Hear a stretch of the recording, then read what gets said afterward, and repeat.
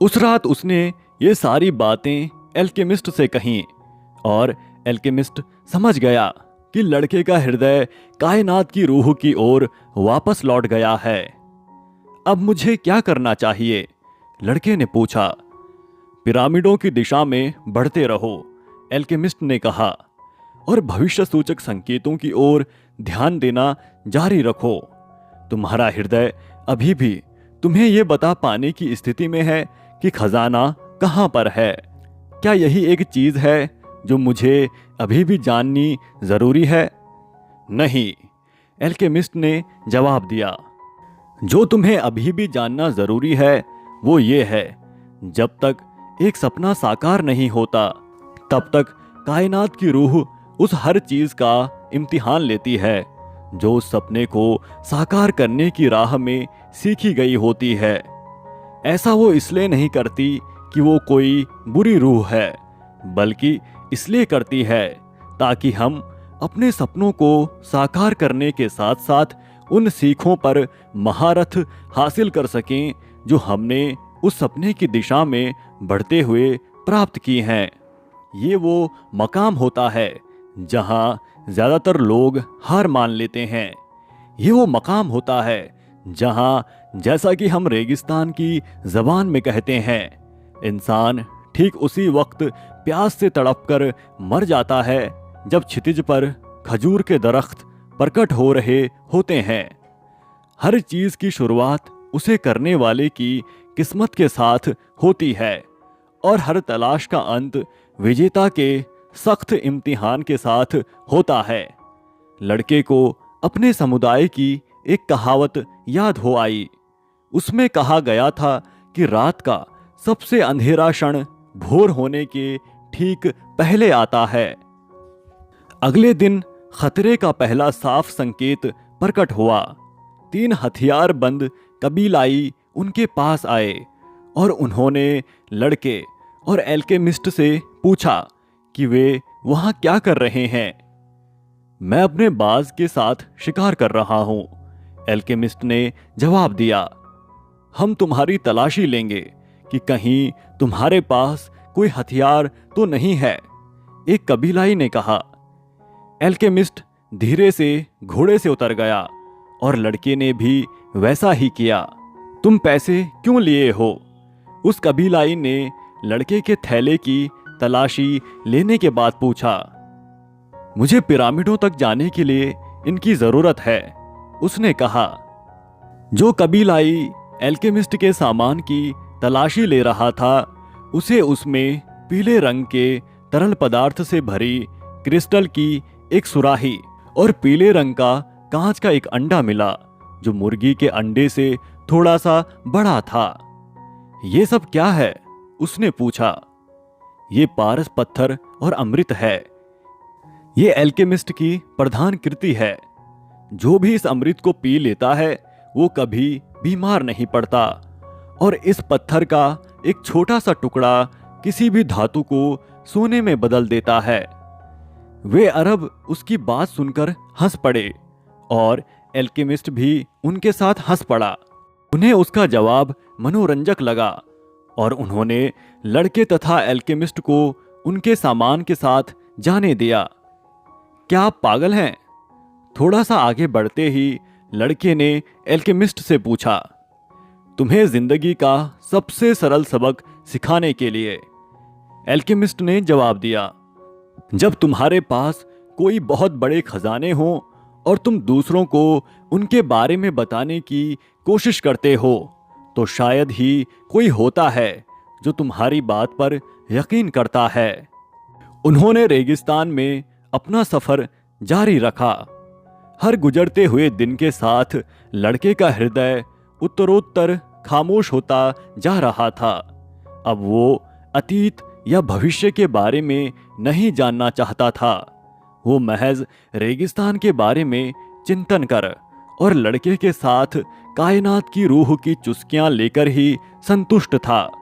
लड़का और उसका हृदय आपस में दोस्त बन गए थे और दोनों में से कोई भी अब दूसरे के साथ विश्वासघात करने की स्थिति में नहीं था।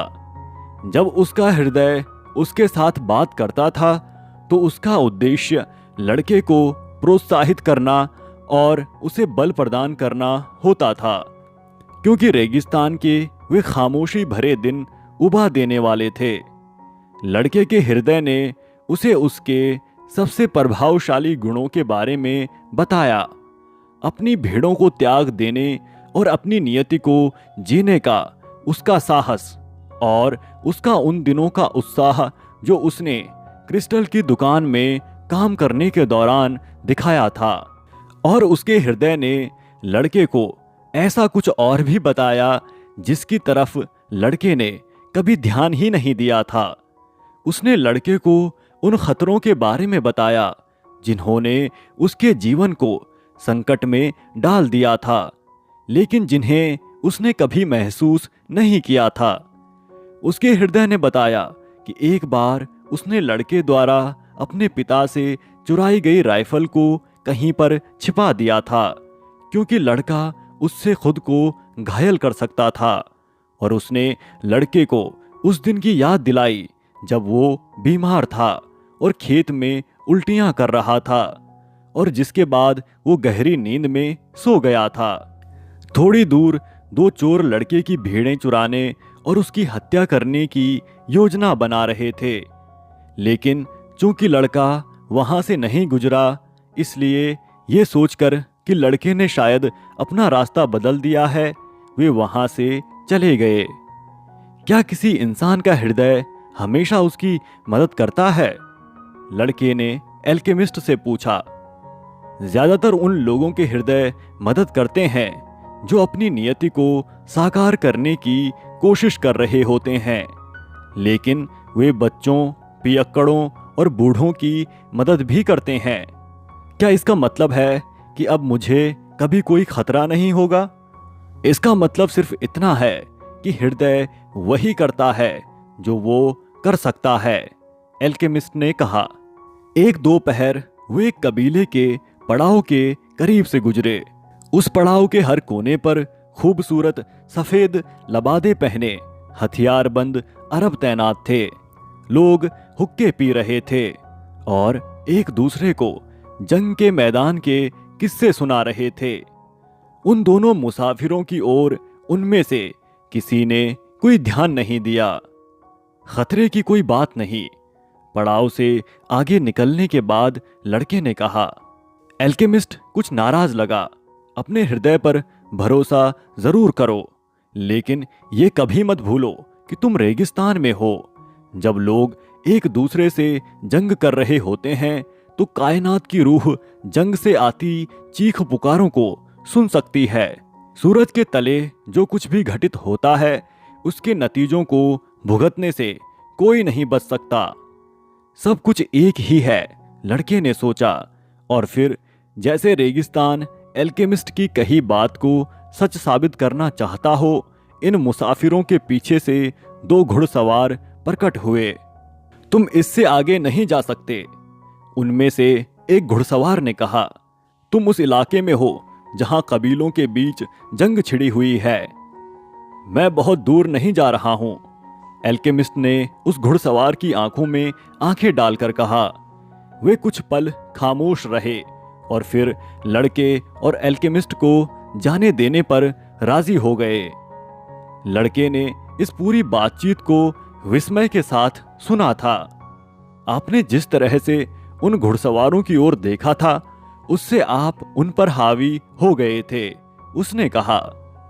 इंसान की आंखें उसकी रूह की ताकत को दर्शाती हैं, एल्केमिस्ट ने जवाब दिया।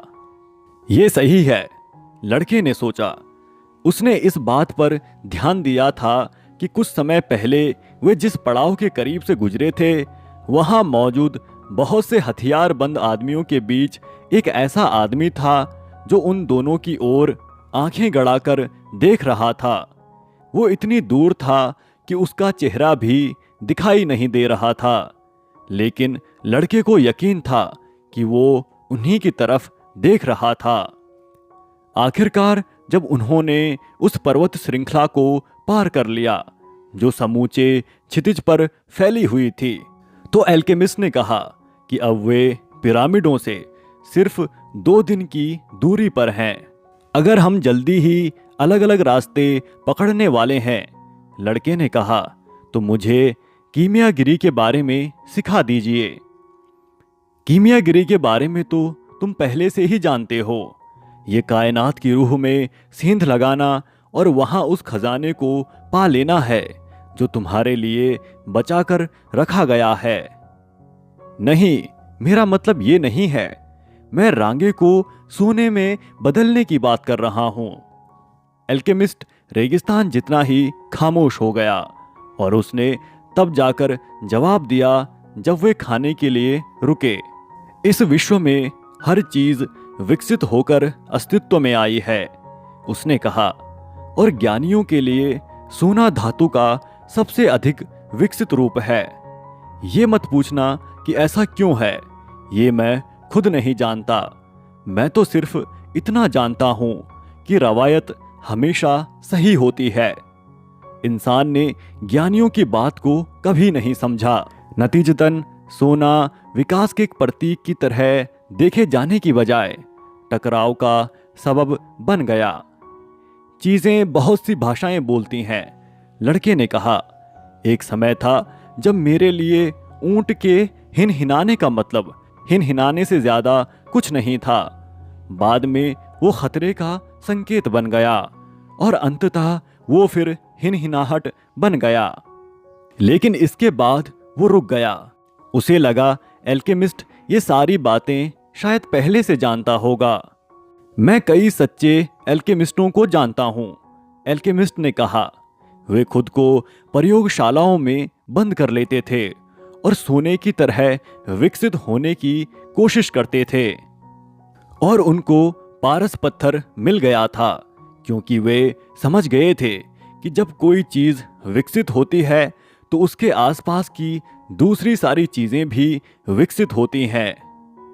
कुछ के लिए ये पत्थर संयोग से हाथ लग गया था। उनके पास पहले से प्रतिभा थी और ऐसी चीजों के लिए उनकी आत्माएं दूसरों की आत्माओं के मुकाबले तैयार थीं, लेकिन वे मायने नहीं रखते। ऐसे लोग खासे दुर्लभ हैं। और फिर कुछ और भी थे जिनकी दिलचस्पी सिर्फ सोने में थी। उन्हें वो रहस्य कभी हासिल नहीं हुआ।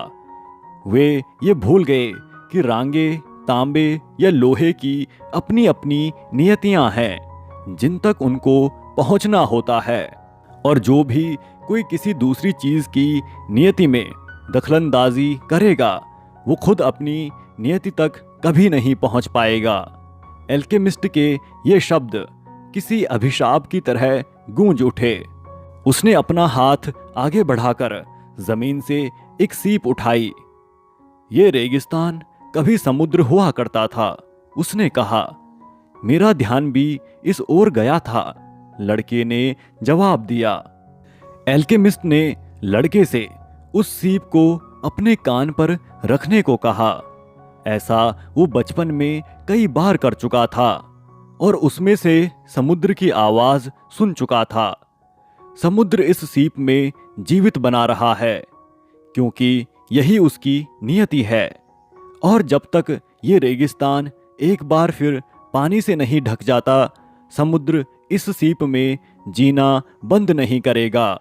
वे अपने घोड़ों पर सवार हुए और मिस्र के पिरामिडों की दिशा में चल पड़े। उस वक्त सूरज ढल रहा था जब लड़के के हृदय ने खतरे का संकेत दिया। वे रेत के भीमकाय टीलों से घिरे हुए थे और लड़के ने ये जानने के लिए एल्केमिस्ट की ओर देखा कि क्या उसने भी कुछ महसूस किया है, लेकिन वो किसी भी तरह के खतरे से बेखबर दिखाई दिया। 5 मिनट बाद लड़के ने आगे खड़े 2 घुड़सवारों को देखा जो उनका इंतजार कर रहे थे। इसके पहले कि लड़का एल्केमिस्ट से कुछ कह पाता, वे 2 घुड़सवार 10 और फिर 100 घुड़सवारों में बदल गए और फिर तो वे सारे टीलों में दिखाई देने लगे। वे कबीलाई थे जो नीली पोशाकें पहने हुए थे और उनकी पगड़ियों के चारों ओर काली पट्टियां थीं। उनके चेहरे नीले नकाबों से ढके हुए थे। जिनमें से सिर्फ उनकी आंखें दिखाई देती थीं। इतनी दूर से भी उनकी आंखें उनकी रूहों की ताकत को बता रही थीं और उनकी आंखें मौत का पैगाम दे रही थीं। उन दोनों को पास के एक फौजी शिविर में ले जाया गया।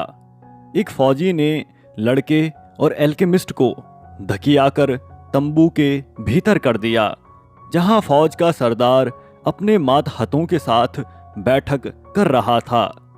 ये जासूस हैं, उनमें से एक आदमी ने कहा। हम तो महज मुसाफिर हैं, एल्केमिस्ट ने जवाब दिया। तुम लोग 3 दिन पहले दुश्मन के पड़ाव के करीब देखे गए थे और तुम वहां एक फौजी से बात कर रहे थे। मैं तो महज वो इंसान हूं जो रेगिस्तान में भटकता है और सितारों को जानता है, एल्केमिस्ट ने कहा। मुझे फौजों के बारे में या कबीलाइयों की गतिविधियों के बारे में कोई जानकारी नहीं है। मैं तो सिर्फ अपने इस दोस्त को रास्ता दिखा रहा हूं। तुम्हारा ये दोस्त कौन है? सरदार ने पूछा। एक एल्केमिस्ट, एल्केमिस्ट ने जवाब दिया। वो कुदरत की ताकतों को समझता है और वो आपके सामने अपनी बेमिसाल ताकतों की नुमाइश करना चाहता है। लड़का चुपचाप और डरता हुआ सुनता रहा। एक परदेसी यहाँ क्या कर रहा है? एक और आदमी ने पूछा। वो आपके कबीले को देने पैसे लाया है। लड़का अपना मुंह खोलता इसके पहले ही एल्केमिस्ट ने कहा और लड़के के थैले को झपटकर एल्केमिस्ट ने उसमें रखी सोने की मोहरें सरदार को दे दीं। उस अरब ने बिना कुछ कहे वे मोहरें ले लीं। इनकी कीमत इतनी थी कि उनसे ढेर सारे हथियार खरीदे जा सकते थे। ये एल्केमिस्ट क्या होता है? आखिरकार उसने पूछा। ये वो इंसान होता है जो कुदरत और दुनिया को समझता है। अगर वो चाहे तो हवा की ताकत से इस खेमे को तबाह कर सकता है। सारे आदमी हंस पड़े। वे जंग से होने वाली तबाहियों से अभ्यस्त थे और जानते थे कि हवा उन पर कोई जानलेवा आघात नहीं कर सकती। तब भी उनमें से हर एक ने अपने दिल को थोड़ा तेजी से धड़कता महसूस किया। वे रेगिस्तानी आदमी थे और टोने टोटके करने वालों से डरते थे। मैं चाहता हूं कि वो करके दिखाए, सरदार ने कहा। इसके लिए उसे 3 दिन की जरूरत होगी, एल्केमिस्ट ने कहा। अपनी ताकतों की नुमाइश करने के लिए वो खुद को हवा में बदलेगा। अगर वो ऐसा नहीं कर पाया तो हम आपके कबीले की खातिर अपनी जिंदगियां आपके हवाले कर देंगे। तुम मुझे ऐसी चीज नहीं दे सकते जो पहले से ही हमारी है, सरदार ने अहंकार पूर्वक कहा। लेकिन उसने इन मुसाफिरों के लिए 3 दिन का वक्त दे दिया। लड़का मारे दहशत के कांप रहा था, लेकिन एल्केमिस्ट उसको सहारा देकर तंबू के बाहर ले गया। उनको पता नहीं चलना चाहिए कि तुम डरे हुए हो, एल्केमिस्ट ने कहा। वे बहादुर आदमी हैं और कायरों से नफरत करते हैं। लेकिन लड़के के मुंह से शब्द भी नहीं निकल सके। उसकी जबान तभी खुल सकी जब वे उस शिविर से बाहर निकले। उनको कैद करने की कोई जरूरत नहीं पड़ी। अरबों ने उनके घोड़ों भर को जब्त कर लिया था। इस तरह दुनिया ने एक बार फिर जता दिया कि वो बहुत सी जबानों में बात करती है। कुछ ही पलों पहले रेगिस्तान अंतहीन और आजाद था और अब वो एक अभेद दीवार बन चुका था। आपने वो सब कुछ उनको दे दिया जो मेरे पास था, लड़के ने कहा। मेरी जिंदगी भर की जमा पूंजी। हाँ, लेकिन अगर तुम मर जाते तो वो सब तुम्हारे किस काम आता, एल्केमिस्ट ने जवाब दिया। तुम्हारे पैसे ने हमें 3 दिन तक जिंदा बने रहने की मोहलत मुहैया कराई है। ऐसा बहुत कम होता है कि पैसा इंसान की जिंदगी बचा ले। लेकिन लड़का इतना डरा हुआ था कि उसे ज्ञान ध्यान से भरी ये बातें सुनाई नहीं दे रही थीं। उसे समझ में नहीं आ रहा था कि वो हवा में कैसे बदल पाएगा। आखिर वो कोई एल्केमिस्ट तो था नहीं। एल्केमिस्ट ने फौजी से थोड़ी सी चाय मांगी और कुछ चाय बच्चे की कलाइयों पर उड़ेल दी।